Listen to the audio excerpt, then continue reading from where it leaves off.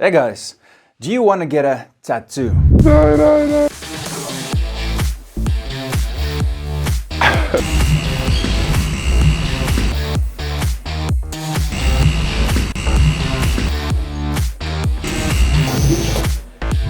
Well, not yet.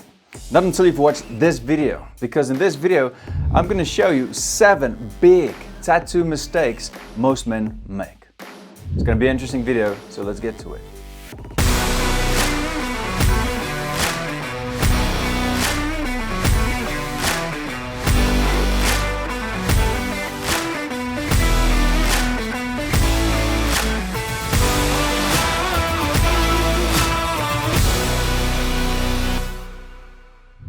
Alright guys, now just so you know, around 25% of Americans got tattoos. And here's a shock.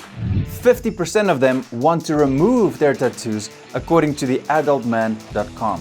Now as you can see, there are a lot of guys out there who don't like their tattoos. So let's get to this list of the 2 mistakes you don't want to make. Your girlfriend's name. Don't do it. You might feel that you're in love and you think you'll never lose her, but you don't know the future. If you break up, believe me, you don't want to be stuck with her name tattooed on your body permanently. Never make a hasty decision. Don't get that tattoo just because you're in a rush. Because if you do, you're probably gonna regret it, especially if you're young. Why? Because you will change over the years, and then 10 years from now, that SpongeBob tattoo, well, you're not gonna like it anymore. I got a tattoo and I waited until I was in my mid-30s before I got one. I thought about it for years until finally I knew I was ready. I knew what I wanted. Don't get it just because you think it looks cool. That's just silly. Why do people get tattoos just because they think they'll look cool, or especially they think other people will like them more if they have a tattoo? That's just silly. Getting a tattoo is a personal thing. And you need to get a tattoo that has a special meaning for you. One that will continue to have a special meaning until you're 60, 70, 80 years old. For example, my tattoo always reminds me of my faith.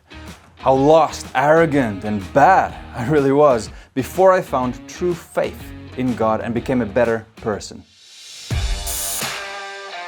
Another big mistake is choosing the wrong tattoo artist.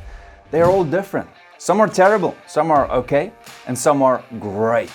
If you want a great tattoo that looks good and will last long, you have to go to the right tattoo artist. You need to do your homework, your research, because that's what they are, artists. And not one artist is the same. Choosing the wrong spot. Where do you want your tattoo? Do you want it on your face? Well, it's probably not a good idea, especially if you still want to work in corporate or do other types of jobs. Many companies will just close their doors to you because you have a tattoo that's visible. For example, healthcare professionals, law enforcement, banks, receptionists, law firms, teachers, hotels, resorts, cruise ships, government, airlines, and many others. And then some countries won't like it, like Japan.